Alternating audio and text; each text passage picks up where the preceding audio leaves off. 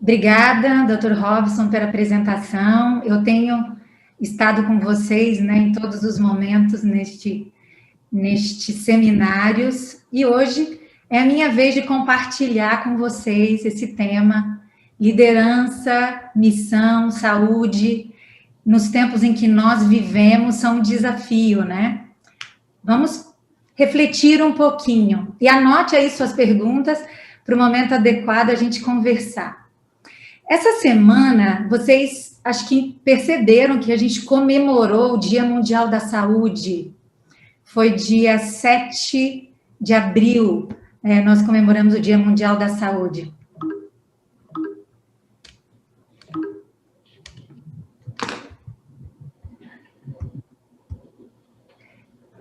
Eu queria começar lembrando o que a Igreja Adventista reconhece como Ministério da Saúde. O que ele entende que é a missão da Igreja em relação à saúde? Primeiro, o principal desafio da Igreja, a principal responsabilidade da Igreja é pregação do Evangelho, revelar Cristo ao mundo. E quando a Igreja entende esse desafio, ela entende que o ser humano precisa ter a sua dignidade preservada. Então, o ser humano, quando a gente fala em dignidade, a gente fala em realeza, em coisa nobre, uma pessoa digna. Todos nós somos dignos diante de Deus, temos valor. A Igreja Adventista também reconhece cada ser humano com um tremendo valor, como um filho de Deus. Então, a Igreja reconhece que nós precisamos ensinar, falar do que é saúde para as pessoas que estão doentes, para as pessoas que não estão doentes. Precisamos pensar em projetos relacionados à educação em saúde. Precisamos pensar em projetos que façam relação do estilo de vida com a saúde, da maneira de viver, todos os aspectos relacionados à nossa maneira de viver com a saúde. O que a Organização Mundial de Saúde entende por saúde?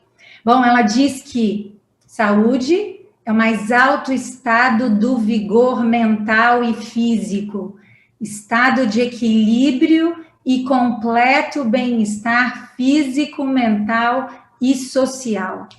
Se vocês perceberem nessa definição da Organização Mundial de Saúde, a gente também tem a visão cristã, o ser humano visto de uma forma holística.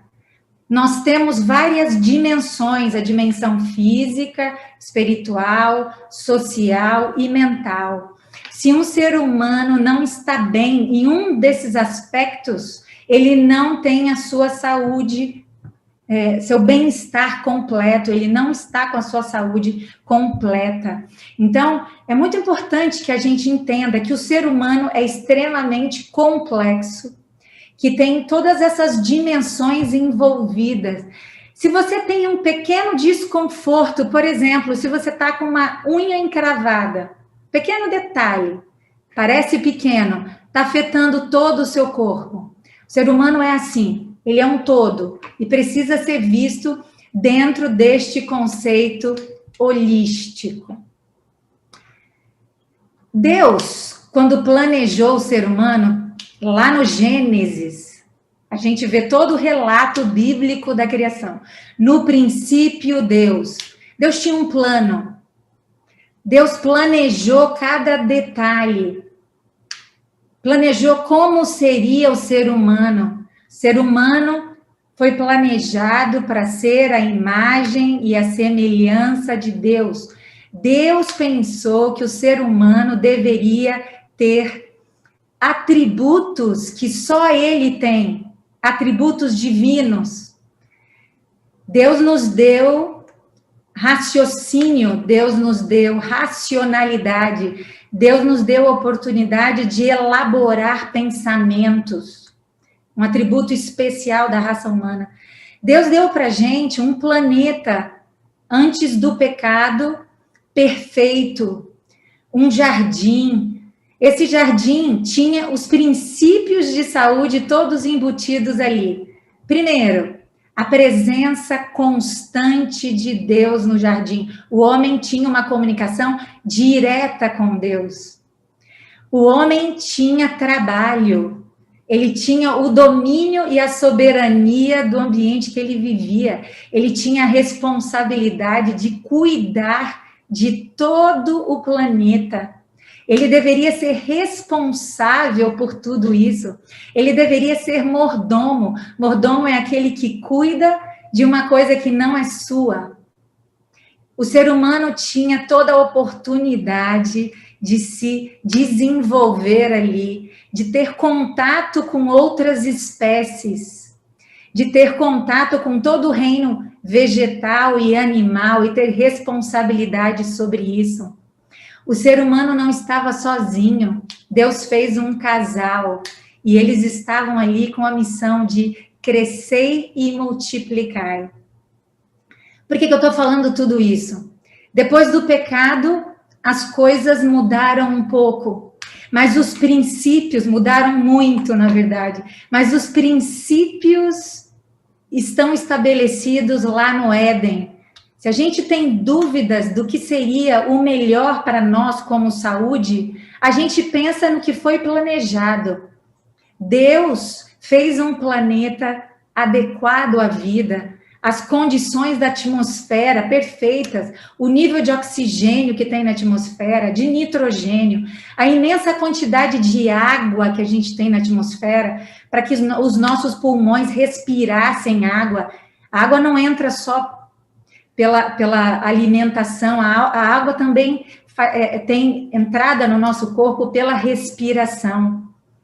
A quantidade de luz, a beleza, a harmonia das cores, tudo isso faz parte do bem-estar do ser humano. Nós gostamos de coisas belas, nós gostamos de coisas harmônicas, nós gostamos desse conjunto. Se a gente olhar para a natureza, a gente vai ver que as cores mais fortes, elas não estão em predomínio. Elas são detalhes na flor. O céu, às vezes, ele tem um tom mais forte, mas, no geral, ele tem um tom que nos traz mais tranquilidade. O verde. Se a gente parar para pensar nos detalhes do planeta, é impressionante. Eu sou imunologista. E quando eu estou lá no laboratório, estudando o mundo micro, que são as células microscópicas, dependemos de uma série de aparelhos hoje desenvolvidos pela ciência para poder entender melhor essa célula. Eu fico maravilhada, essa é a palavra, com a imensa complexidade de uma célula. O ser humano é composto por trilhões de células, quase meio quatrilhão. Será que a gente já parou para pensar que cada unidade dessa, chamada unidade fundamental da vida, ela está trabalhando, cada uma do seu jeito, para nós estarmos vivos? O coração tem uma série de células, cada uma fazendo a sua função para o coração funcionar. E junto com o coração, a gente tem um sistema de vasos, artérias, veias, todas trabalhando para o sistema circulatório funcionar. Junto com o sistema circulatório, a gente tem um sistema respiratório, o pulmão, que precisa trabalhar em plena harmonia com o coração, o cérebro, fazendo o comando todo do nosso corpo. Quando a gente pensa na complexidade de uma única célula, a gente se pergunta, que Deus é esse? Tem um cientista famoso, o Dr. Francis Collins, que foi o diretor do projeto Genoma. Ele foi o responsável por identificar todo o código genético humano. Então, houve uma cooperação de laboratórios do mundo inteiro, ele coordenou esse projeto. E quando ele terminou o projeto, ele que anteriormente era um ateu, ele chegou à conclusão: deve ter alguma coisa muito inteligente por trás de tudo isso. Não é possível que isso seja fruto de um mero acaso. E aí vem o pensamento das pessoas que acreditam no design inteligente. O design inteligente é: bom, eu não sei o que, mas tem uma força muito superior, tem um idealizador, tem um arquiteto, tem alguém por trás dessa complexidade, dessa maravilha que é o nosso planeta e todos os seres vivos que compõem, especialmente a obra-prima da criação, que é o ser humano. Nós cristãos, nós adventistas, nós sabemos como é que tudo isso aconteceu. Nós sabemos que Deus fez esse planejamento. Nós sabemos que cada detalhe foi planejado, foi idealizado, não somos frutos do acaso. Deus é o nosso Criador. Ele tem tudo na cabeça dele, ele tem um manual de instruções. E ele colocou isso no relato bíblico. As escrituras sagradas nos dão a certeza de que ele é o nosso Criador e que ele é o nosso mantenedor, ele que mantém tudo isso acontecendo, tudo isso sustenta tudo isso, e acima de tudo, ele sabe o que cada um de nós precisa.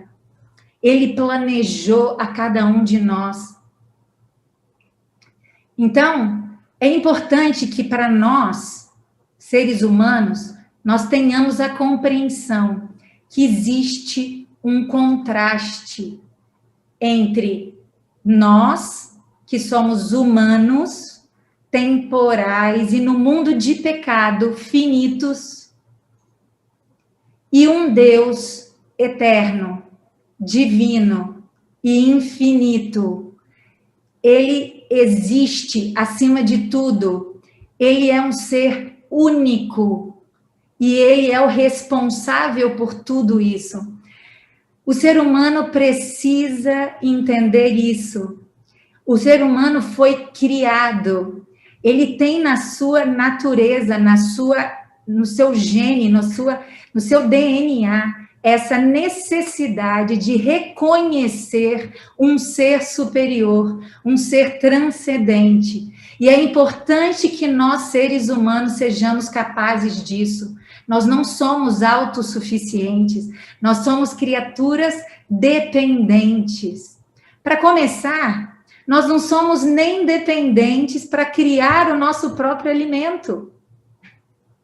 Os vegetais, os seres vegetais, são capazes de fazer uma reação chamada fotossíntese, em que ele converte uma energia luminosa em matéria orgânica, em moléculas de glicose. O ser humano absorve isso, produz a sua própria energia.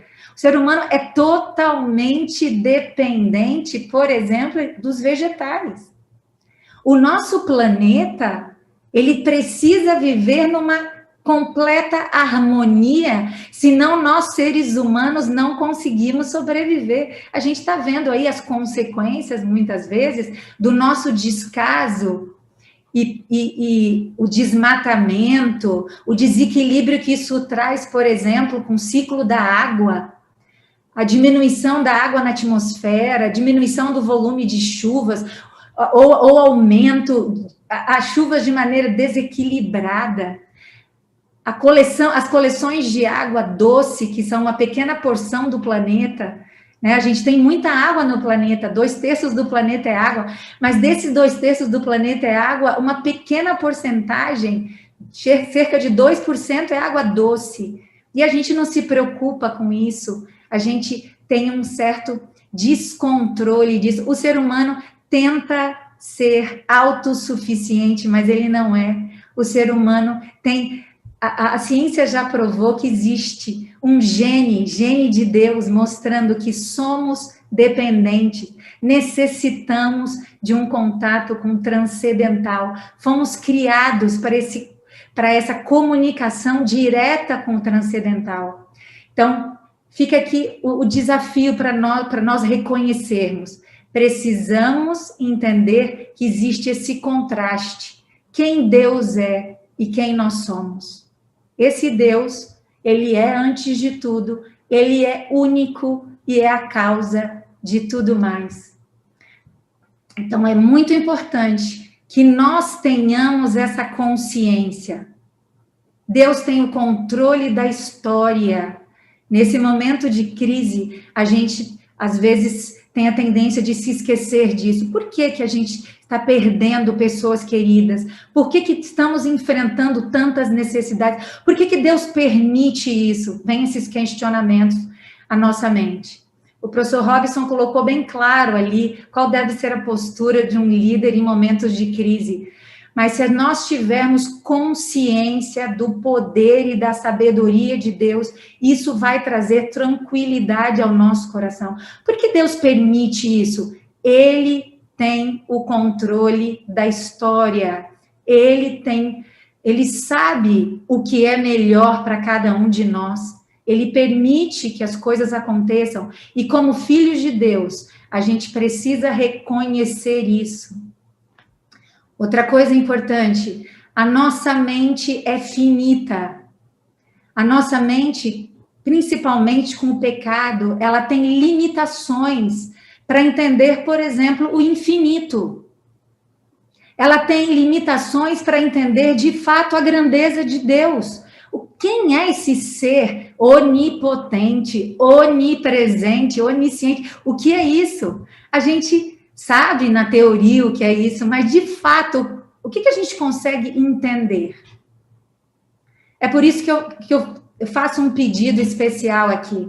Quando nós formos abrir a palavra de Deus, temos que ter uma atitude de humildade, uma atitude de reverência. Quem é esse Deus? Ele diz, eu sou, né? Ele é o grande eu sou. Ele decidiu nos criar com pensamentos, somos capazes de elaborar pensamentos. Ele nos deu razão. Tendo razão, nós temos que ser capazes de reconhecer essa autoridade superior a nós mesmos. E com as nossas emoções e com a nossa razão, a nossa inteligência, nós precisamos nos curvar perante o nosso Deus.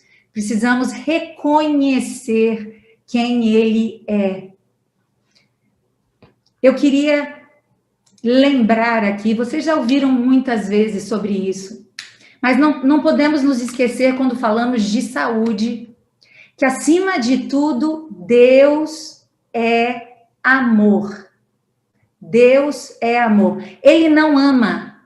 Ele não ama. É muito diferente uma pessoa amar e uma pessoa ser o amor. No seu ato de amor, ao nos criar, Ele planejou que o ser humano tivesse escolhas, capacidade de fazer escolhas, que nós fôssemos livres para escolher, para decidir. Lá no Éden, quando Adão e Eva foram colocados no jardim do Éden, nós vimos que a árvore do conhecimento do bem e do mal foi colocada lá e houve um comando. Deus disse a eles que eles não deveriam comer do fruto da árvore do conhecimento do bem e do mal. Quando Deus coloca uma norma ou uma lei, Ele coloca essa norma ou essa lei porque Ele nos ama. É muito difícil para nós, às vezes, seres humanos, lidarmos com isso. Por que será que a gente tem regra de trânsito? Por que a gente tem regras na nossa saúde? Por que existem as leis naturais ou as leis da saúde? Porque existe a lei moral, existem as leis morais, o decálogo, os 10 mandamentos, existem as leis da saúde. Essas leis foram dadas pelo nosso Criador, esse ser soberano, esse ser supremo, onisciente, onipresente. Ele colocou essas leis porque Ele nos ama. Será que a gente precisa de mais demonstração do amor de Deus para poder reconhecer essas leis como um cuidado, como uma proteção para nós? É uma proteção. Quando Deus diz para nós que nós precisamos cuidar do nosso corpo, como se o nosso corpo fosse templo do Espírito Santo, o que Deus está querendo dizer com isso? Por que o corpo deve ser o templo do Espírito Santo? Ele deve ser templo do Espírito Santo porque se meu corpo não tiver em condições fisiológicas adequadas, nós não vamos ter a perfeita compreensão das coisas espirituais. Nós não vamos estar plenamente capazes de entender a vontade de Deus para a nossa vida. O Espírito Santo não consegue agir na nossa mente. A mente é o comando de tudo. O cérebro está aqui na nossa caixa craniana, é o responsável pelo controle de todo o corpo, das nossas emoções, o controle da nossa vontade. O nosso corpo precisa estar em condições plenas para que nós possamos ter plena convicção da vontade de Deus para a nossa vida. Quando Deus quer falar conosco e nós temos uma mente clara, nós conseguimos perceber, ter essa percepção espiritual. O Espírito de Profecia fala que com uma mente embotada, uma mente nublada, uma mente em que a gente tem às vezes uma fraca visão da vontade de Deus, como é que eu posso entender o que Deus quer para mim se a minha mente não é clara? Se eu não consigo ter a presença de Deus na minha vida, se eu não consigo reconhecer o transcendental, não consigo, no momento de oração, ter essa comunhão, essa comunicação com Deus. Deus é amor. Deus tem compaixão por nós. A gente precisa ter certeza de que, se formos obedientes à vontade de Deus, isso só trará benefícios para nós. Deus não coloca leis, qualquer lei, sejam elas as leis morais ou as leis naturais, para cerceamento de liberdade. Deus coloca como um ato de proteção. Deus coloca essas leis como um ato de cuidado, de amor, de compaixão. Uma coisa importante, o que é liberdade? Liberdade é cada um de nós ter a condição de exercer temperança, de exercer o completo controle da vontade. Quando eu entendo isso é uma coisa muito difícil, ser temperante. Vou dar um exemplo. Nós temos normalmente uma agenda muito lotada, né? Temos compromissos, temos obrigações com o nosso trabalho, com a nossa família. Temos uma série de compromissos a cumprir. Mas nós sabemos que nós precisamos ter um corpo em movimento.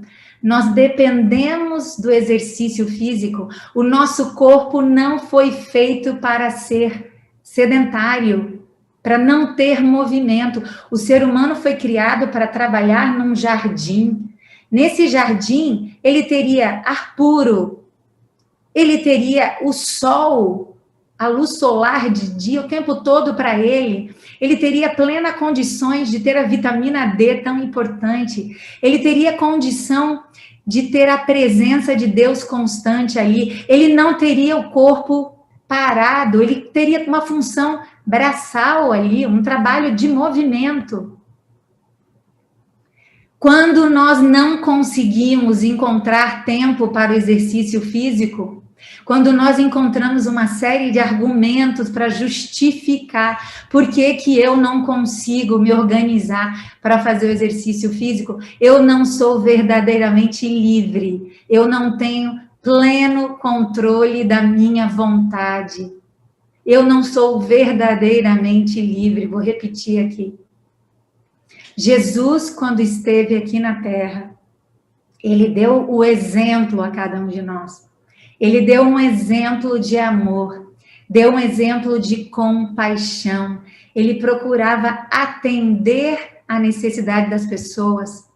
Ele procurava atender às suas necessidades. Em vários momentos, ele escolhia estar recluso, tirar momentos de comunhão com Deus para renovar suas energias. Ele, quando ele esteve aqui, ele mais curou do que pregou. Ele mais atendeu a necessidade das pessoas na sua saúde, entendendo que isso é uma necessidade básica. Ele atendia a necessidade básica, depois ele trazia o alimento espiritual. Isso é que um líder deve fazer também. Tratar as pessoas com amor. Quando a gente conversa sobre saúde, a gente conversa porque a gente ama as pessoas. A gente conversa de uma forma de compaixão, de empatia. Em alguns momentos, nós temos consciência disso. A liderança da Igreja Adventista, às vezes, não lidou da melhor forma com a temática da saúde. Ellen White, em seus escritos, ela relata alguns casos de extremos. Os extremos não são benefício, não trazem benefício. Nós não temos vantagens quando partimos para extremos. Precisamos ser equilibrados, precisamos ser temperantes naquilo que acreditamos em relação à saúde. E sempre o tom da nossa conversa, da nossa aproximação é o amor. Com amor e compaixão, nós não vamos errar no nosso diálogo em relação às necessidades de cada um. Às vezes, a necessidade de uma pessoa é simplesmente ouvir. Precisamos ouvir o que ela tem a dizer. Às vezes, a necessidade de uma pessoa é o alimento. Às vezes, a necessidade de uma pessoa é um tratamento. Ela precisa ser tratada. Às vezes, ela precisa ser abraçada, acolhida, orientada. Ela precisa entender a educação em saúde. Ela precisa entender como é que o corpo dela funciona. Ela precisa entender o que ela pode fazer para que o corpo dela seja templo do Espírito Santo, para que a saúde dela seja preservada. Então, eu quero terminar essa primeira parte relembrando aqui. Deus quer que tenhamos vida, vida em abundância. Quando Ele coloca para nós princípios de saúde, os remédios naturais, orientações sobre saúde, primeiro, vamos nos lembrar do que Ele planejou para nós. Quando a gente tiver dúvidas do que é melhor para nós, pensa no que Ele planejou para nós. Ele planejou para nós morarmos num jardim. Primeiro, a presença de Deus constante no jardim. Um ambiente harmônico, um ambiente organizado, um ambiente limpo, um ambiente bonito, um ambiente com ar puro, um ambiente com sol, um ambiente onde o trabalho era um trabalho em que o corpo se movimentava e que o cérebro era desenvolvido. As funções que o homem iria exercer no planeta Terra não seriam só braçais, ele teria todo um desenvolvimento mental também. Ele não estaria sozinho, teria o relacionamento de outros seres vivos e principalmente de outros seres humanos. É isso que nós precisamos ensinar quando estamos pregando o Evangelho.